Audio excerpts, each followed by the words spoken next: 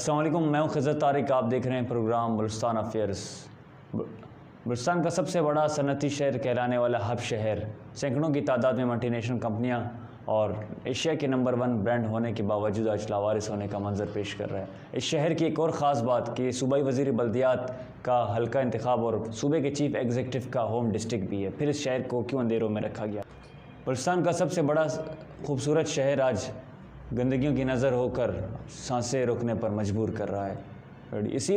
اسی حوالے سے ہم نے میونسپل کارپوریشن کے چیف آفیسر سے رابطہ کرنے کی کوشش کی. متعدد بار ہم نے آفس کا وزٹ بھی کیا، لیکن چیف آفیسر صاحب اپنے کرسی سے غائب تھے. میں چیف آفیسر صاحب کو مخاطب کرتا ہوں کہ آپ اپنے قیمتی وقت سے تھوڑا سا وقت نکال کر ہمارے پروگرام میں آ کر اس کے بارے میں آگاہ کرے اور اس کے اوپر حکمت عملی بھی بنائے، تاکہ یہ جو کہ یہاں کیے جائیں. اس شہر کے لوگ ووٹ نہیں دیتے یا شہر کو سیاسی انتقام کا نشانہ بنایا جا رہا ہے. یہ وہ شہر ہے جو پورے بلوچستان سے فیڈرل گورنمنٹ کو 90% ریونیو ٹیکس جنریٹ کرتا ہے، لیکن پھر آج کیوں کھنڈرات کا منظر پیش کر رہا ہے؟ ایک تفصیلی رپورٹ دکھائیں گے آپ کو آفٹر رپورٹ. 2 سال سے یہاں پر یہ گٹر لینے کا مسئلہ ہے اور یہاں پر پانی کھڑا ہوتا ہے. منسپل پارٹی والوں سے بھی اپیل کی پر یہاں پر کوئی نہیں آتا. یہاں کے جو گلی کے خود لوگ ہیں وہ خود پیسہ 2-2 ہزار جمع کر کے وہاں پر گئے، پھر یہ سب کچھ ہوا. یہ جو ہے منسپل پارٹی والوں سے اپیل ہے کہ یہ آئیں یہاں پر دیکھیں، ایک طریقے سے چیک کریں یہاں پر کیا ہوتا ہے کیا نہیں. اور یہاں پر پانی کھڑا ہوتا ہے، نمازی اس کی وجہ سے گزرتے ہیں اور مطلب ان کے کپڑے خراب ہو جاتے ہیں. ادھر کوئی بھی سہولت نہیں ہے. سارا اتنا بدبو آتا ہے سارے گلی میں، کتنا بدبو ہے یا کتنا کچرا ہے. ابھی تک 2-3 سال ہو گیا کوئی بھی اس کو بنانے کے لیے کوئی نہیں آیا تھا، نہیں کوئی کسی نے سہولت دیا تھا. ابھی یہ سیورنج لائن ہے یہ بھی بند ہے، ابھی یہ بھی چالو ابھی تک نہیں ہے. ابھی بہت ہم لوگ سے تکلیف ہے، بہت تکلیف ہے. جیسا تکلیف ہوتا ہے ایسا ہی تکلیف ہے. اب یہ سارا کتنا کم سے کم ادھر اتنا کالونی ہے، بڑی کالونی ہے، کم سے کم 500 گھر کا ہے ہی ہے. یہ سارے سے ہم مجبور ہوں تمام جو بس مہربانی کرو اس کو بناؤ، یہ گٹر لائن کو بناؤ. بجلی کے کھمبے وہ بھی لگے پڑے ہیں، وہ بھی بجلی بھی ماشاءاللہ. ابھی اس ٹائم جام کالونی میں سیوریج لائن کا کام اسٹارٹ ہو گیا ہے اور یہ سردار صاحب نے ہمارے جام کالونی کا ایک دھیرانہ مطالبہ حل کر دیا. اور ابھی ہم سردار صاحب سے یہ بھی اپیل کرتے ہیں کہ لیڈا سے جو ہے نا، لیڈا کا جو یہ پانی ہے اس سے ہمیں تحفظ فراہم کیا جائے، تاکہ اور بارشوں میں لیڈا اپنا یہ سسٹم صحیح کرے اور بارشوں میں یہ لیڈا کا پانی جو ہے نا ہمیں نقصان نہیں دے. بلوچستان کا سب سے بڑا لاوارث صنعتی شہر ہب، جسے کارپوریشن کا درجہ دے کر اس کی حیثیت تو بڑھا دی، پر آبادی میں بتدریج اضافے کی وجہ سے مسائل میں روز بروز اضافہ ہو رہا ہے.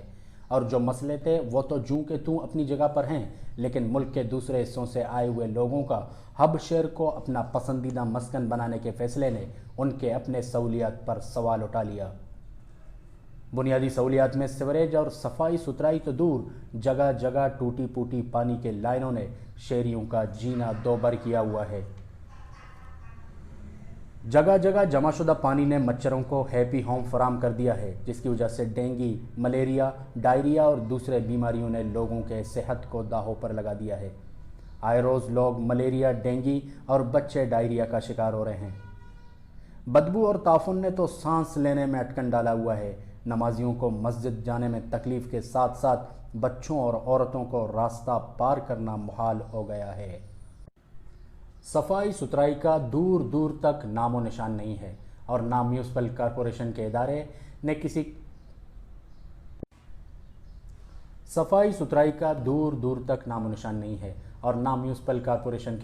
کسی کوڑے دان کا انتظام کیا ہوا ہے اور نہ ہی کچرے اٹھا کر اسے ٹکانے لگانے کا انتظام ہے. اور شہر میں خاکروب مندرا چوک سے گڈانی اسٹاپ تک محدود ہیں، جو صبح آدھے گھنٹے کے لیے صرف دکھاوے کی صفائی کر کے غائب ہو جاتے ہیں اور سارا دن ساہوکاروں اور معززین کے گھر دیاڑی بنانے میں مصروف عمل ہیں.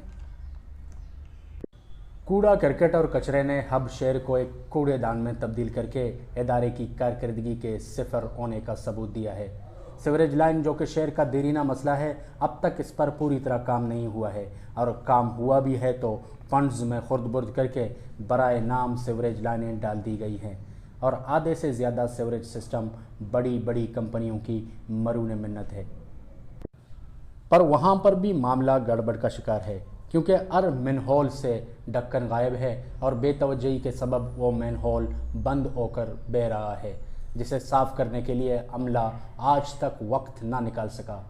सीवरेज का पानी लाइन के पानी के साथ मिलकर लोगों के घरों तक जा रहा है, जिसके सबब लोग कई तरह की बीमारियों का शिकार हो रहे हैं। और अलमिया ये है कि सीवरेज के पानी ने नए तामीर शुदा रोडों को भी नाकारा बना दिया है। शहर में ड्रेनेज का सिस्टम सिरे से नहीं शहर में ड्रेनेज का सिस्टम सिरे से नहीं है और बारिशों के बाद शहर की गलियां नदी नालों का मंजर पेश कर रही होती हैं। सीवरेज लाइन का प्लान बनाते हुए हुकूमत ने अपनी हिकमत अमली में ड्रेनेज सिस्टम को अपने जहन में रखा होगा, पर म्यूनसिपल इदारे की नाअहली ने सीवरेज का सिस्टम तबाह कर दिया है। अब सवाल यह है कि अगर म्यूनसिपल कॉरपोरेशन का इदारा और इस इदारे का सरबराह चीफ ऑफिसर ठंडे कमरों में बैठकर तनख्वाह और दिगर मराहत के असूल तक महदूद है, तो क्या उन्हें अपनी कुर्सी पर बैठने का हक है?